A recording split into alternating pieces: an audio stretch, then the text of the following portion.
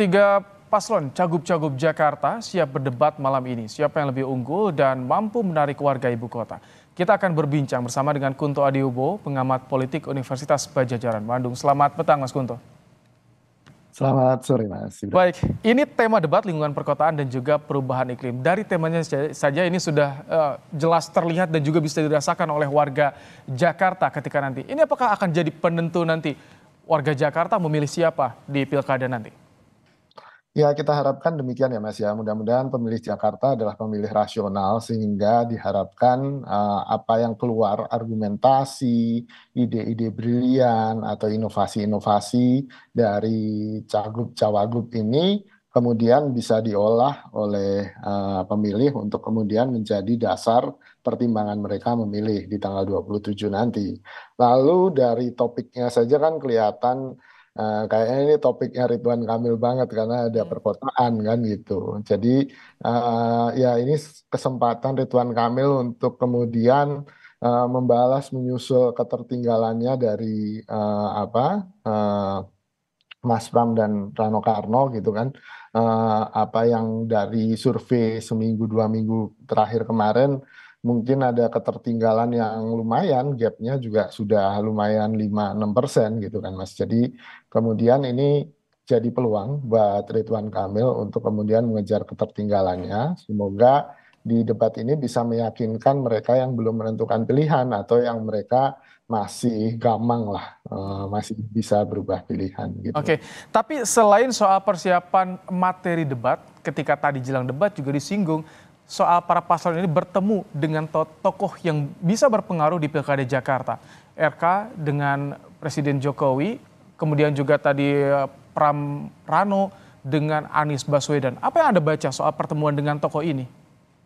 Ya, sebenarnya kan ini untuk mendapatkan endorsement atau efek Mas, heuristik istilahnya, jalan pintas kognitif. Kalau orang penting itu sudah percaya pada pasangan calon ini, maka saya pun akan mengikuti apa kata orang penting, orang yang saya anggap penting. Jadi kan Anies Baswedan jelas punya basis pendukung yang luar biasa di Jakarta kan. Pada Pilpres kemarin kan dia unggul di Jakarta walaupun tipis. Lalu kemudian Pak Jokowi juga pernah menang Pilgub Jakarta di 2012 dan mungkin dirasa oleh Ridwan Kamil dan timnya bahwa Pak Jokowi masih punya pengaruh yang sangat kuat walaupun sudah pisah ranjang nih dengan PDIP kan gitu. Jadi ini yang sebenarnya sedang dikejar. Namun kalau kita baca kan pemilih Anies sendiri kan kebanyakan pemilih rasional nih Mas. Ya kan, pemilih rasional yang kemudian tidak cukup hanya dengan yakin akan memilih ketika Aniesnya mendukung kan gitu. Mereka mendukung Anies karena ada rasionalitas tertentu, karena mereka yakin bahwa Anies bisa menyelesaikan masalah di Jakarta dengan program-programnya. Nah ini yang jadi masalah ketika program-programnya Pak Anies jadi rebutan oleh semua pasangan calon kan gitu. Pasangan calon Ridwan Kamil Suswono katanya mau meneruskan istilahnya gimmick-gimmick kontrak farming gitu misalnya. Lalu kemudian Pramono Anung dan Rano Karno juga bilang akan meneruskan beberapa programnya Anies. Sampai kan netizen bilang ya kalau semuanya meneruskan programnya Pak Anies. Jadi pertemuan kemarin ini bukan jadi jaminan basis pendukung akan mendukung, misalkan ketika bertemu dengan Pramono Rano, ini basis pendukung Anies akan mendukung Pramono Rano. Ini masih cair, Mas Kunto? Masih cair, Mas. Bukan masih cair ya. Menurut saya butuh satu kali lagi penekanan atau pembuktian bahwa Pramono dan Rano Karno ini punya basis rasionalitas yang bagus seperti Anies Baswedan kan gitu.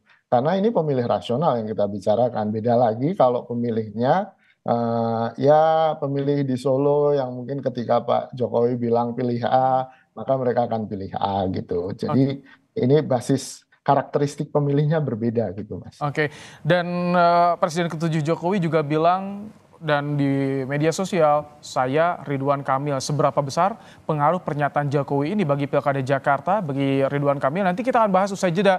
Mas Kunto, tetap bersama kami di Kompas Petang, Saudara.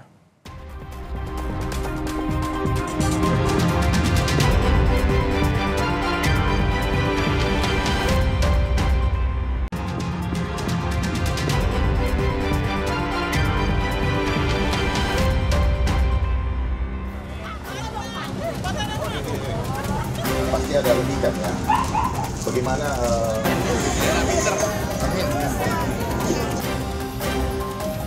kita bisa Saya tabung saat itu kan kita Jakarta sudah selesai. Masih bersama kami di Kompas Petang, menyambung sebelum jeda tadi bicara soal pernyataan dari Presiden ke-7 Jokowi yang bilang, saya Ridwan Kamil. Mas Kunto, seberapa besar pengaruh pernyataan dari Jokowi ini pada elektabilitas Ridwan Kamil nanti di Pilkada Jakarta? Ya, menurut saya kalau Pak Ridwan Kamil dan Suswono konsisten ya, hanya mengambil endorsement dari misalnya Pak Jokowi, lalu Pak Prabowo, atau ketum-ketum partai Kim gitu kan, mungkin efek dari pernyataan Pak Jokowi ini akan punya daya dongkrak yang lumayan gitu, walau untuk mengejar ketertinggalan gitu kan.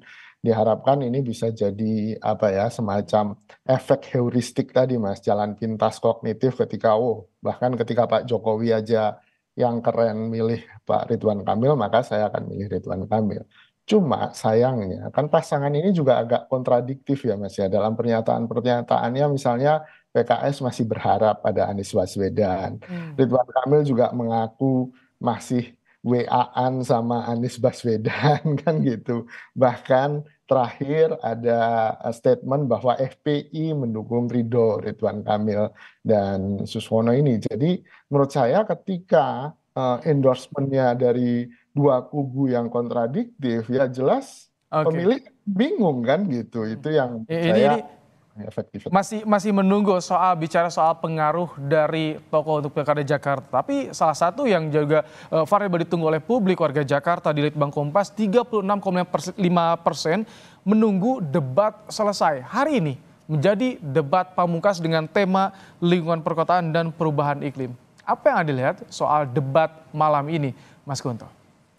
Ya, saya berharap debat malam ini bisa jadi benar-benar pembuktian dan bagaimana masing-masing pasangan calon mempengaruhi atau terkoneksi baik itu secara rasional maupun emosional dengan pemilih gitu. Karena ini yang penting, Mas.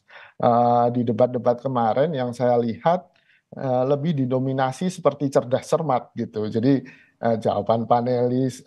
pertanyaan panelis kemudian berlomba-lomba dijawab dengan dengan gimmick atau dengan jawaban yang menurut mereka paling benar gitu kan. Padahal lebih dari itu pemilih itu ingin agar masing-masing pasangan calon juga memeriksa dong ide-ide pasangan calon yang lain, dalam artian bukan menyerang secara personal tapi kemudian ya idenya coba dikompetisikan gitu. Di challenge gitu ketika ada argumen atau program yang ditawarkan, di challenge ini bisa diaplikasikan atau tidak seperti itu?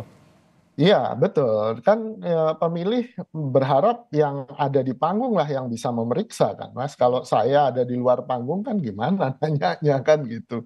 Nah, ini yang kemudian hilang di dua debat kemarin. Saya yakin masing-masing pasangan calon akan lebih lebih terbukti handal, lebih terbukti bahwa idenya memang brilian ketika diuji oleh pasangan yang lain. Tapi ketika mereka tidak saling menguji, ya kita hanya nonton pertandingan cerdas cermat, bukan debat lagi gitu, Mas. Ini kalau berkaca pada tema kan yang begitu bisa terlihat dan dirasakan warga Jakarta, soal kemacetan, soal banjir, ini akan menjadi menarik panggung debat malam nanti.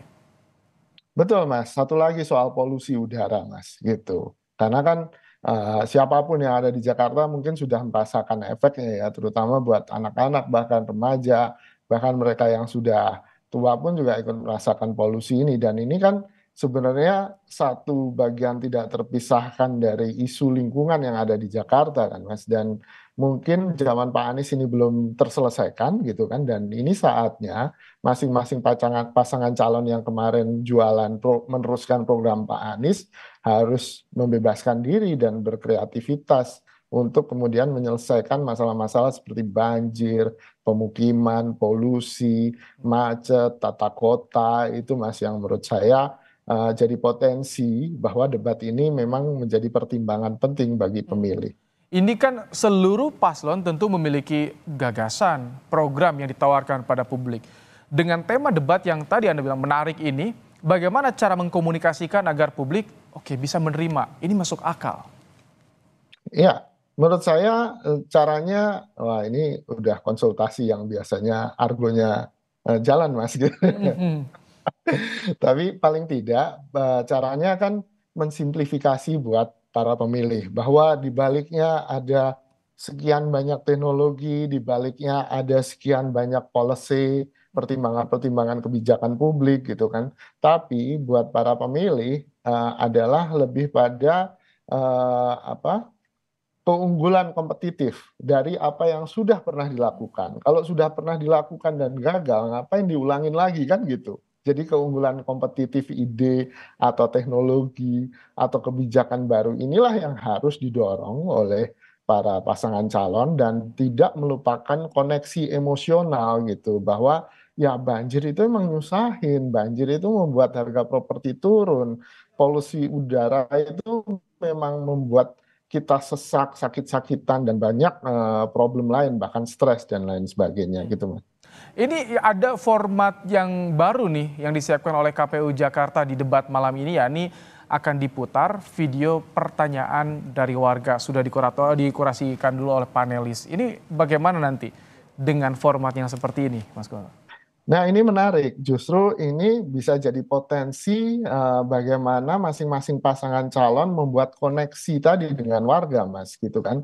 Bahwa di sini bukan masalah menang kalah debat dengan masing-masing pasangan calon, antara satu calon dengan calon lain, tapi memenangkan hati pemilih kan gitu. Dengan adanya pertanyaan dari warga Jakarta, mau tidak mau si pasangan calon harus ikut merasakan, harus berempati ketika menjawab pertanyaan itu kan mereka tidak butuh hanya jawaban yang normatif atau jawaban-jawaban yang terkesan indah di atas kertas, tapi kan kompleksitas masalah, kompleksitas emosi, kompleksitas psikologis itu juga harus dipertimbangkan ketika pasangan calon nanti menjawab pertanyaan dari warga gitu. Ketika yang disinggung tema ini langsung berkaitan dengan masyarakat, berada di lingkungan masyarakat, tantangannya bagaimana, Mas Gunto, bagi para pasangan calon ini untuk bisa meyakinkan publik nanti? Ya, tantangannya adalah mereka yang mungkin tidak menjejakkan kakinya di tanah Jakarta lebih intens, akan kesulitan untuk menjawab itu, Mas. Akan kesulitan berempati dengan apa yang dirasakan warga gitu. Tapi saya percaya masing-masing pasangan calon kan sudah turun, sudah blusukan, sudah kemudian mendengarkan aspirasi. Tapi kan apakah nanti kita uji saja apakah kebanyakan mereka turun itu bicara atau mendengarkan gitu kan. Mereka yang mendengarkan biasanya akan lebih punya apa ya empati dan jawabannya akan lebih kena gitu pada hati pemilih gitu. Oke, terima kasih Mas Gunto Adiwowo, pengamat politik Universitas Padjadjaran Bandung, telah menyampaikan pandangannya dalam program Kompas Petang sore hari ini. Terima kasih Mas Gunto. Terima kasih Mas Ibrahim.